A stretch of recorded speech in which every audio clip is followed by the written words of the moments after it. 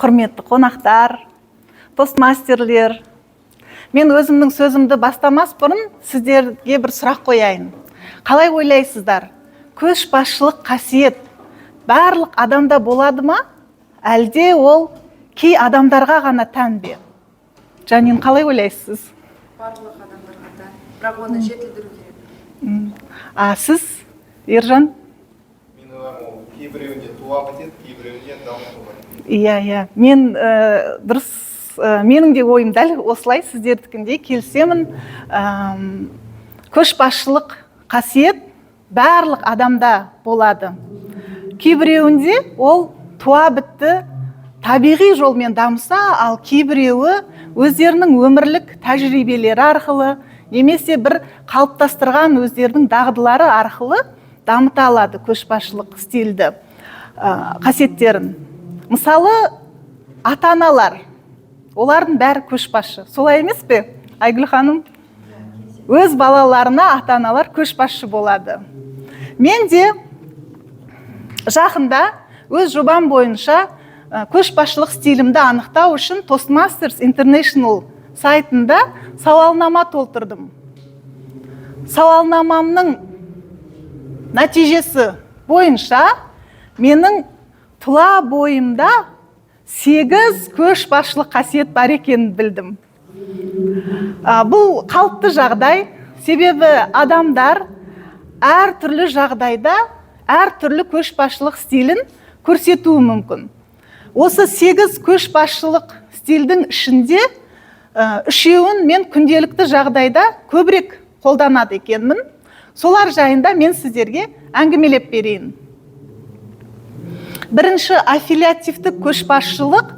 Мен оны көшбасшы, жолдас, серіктес ретінде адамдармен қарым-қатынас құра отырып ықпал ету деп өзіме аудардым. Бұл жерде артықшылықтары мен кемшіліктерін де слайдта көрсеттім. Танымал тұлғалардан аффилиативті көшбасшылықты Уоррен Баффет, Далай Лама қолданған екен. Мен өзімнің мысалымды айта кетейін. Кейбіреуіңіз білесіздер, менің 2 кішкентайым 11 және 9 жастарында. Олар соңғы уақытта бір-бірімен көп ерегісетін болды. Тетелес болғандықтан ба, немесе өтпелі кезеңге бастағалы отырғандықтан ба. Отырсам, бөлмемде мам деген бір дауыс шығады. Не болды деп кіріп барсам, бөлмелерінде екеуі былай тұрады. Бір-бірінен итеріп. Ажыратып болғаннан кейін не болды деп сұрасам, ол бастады дейді. Екіншісі, жоқ, мен емес, ол бастаған дейді. Бұл еш ұшы-қиыры жоқ, бітпейтін бір дауға айналып кетеді. Сонда мен осы аффилиативті көшбасшылық стилімді қолданып, екеуін отырғызып қойып, ал енді осындай жағдай болып тұр. Не істейміз? Ол сендерге ұнамайды, маған да ұнамайды, сендер ренжисіңдер, ашуланасыңдар, мен ашуланамын, бір-бірімізге дауыс көтереміз. Қалай, не істесек болады? Деп, сабырлы түрде оларды тыңдаймын. Олар өздерінің пікірлерін, өздері туралы не ойлайтынын айта бастайды. Сосын соңында бір шешім болады. Сол шешім егер де бәрімізді қанағаттандыратын болса, біз бір-біріміздің қолымызды алып келісеміз. Сол мысал бола алады деп ойлаймын. Екінші менің стилім альтруистік көшбасшылық стилі екен.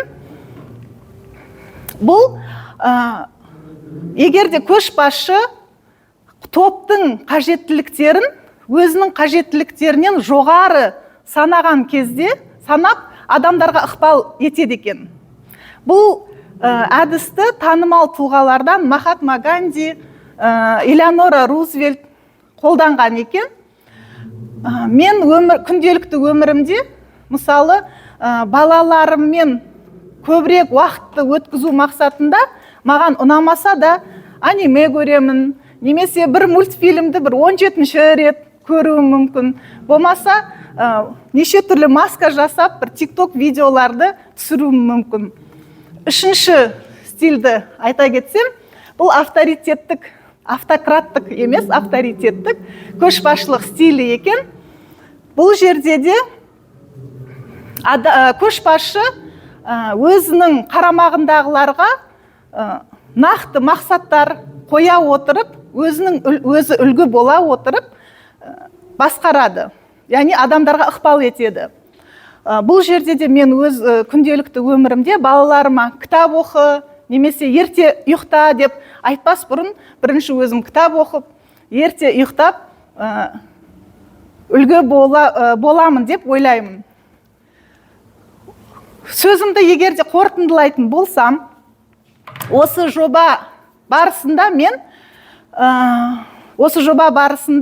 мен өз көшбасшылық стилімді түсіндім, артықшылықтарын, ерекшеліктерін, және де осы өзімді тану арқылы, өз көшбасшылық стильдерімді анықтау арқылы келешекте де өмірлік мақсаттарыма жеңіл жетемін деп ойлаймын.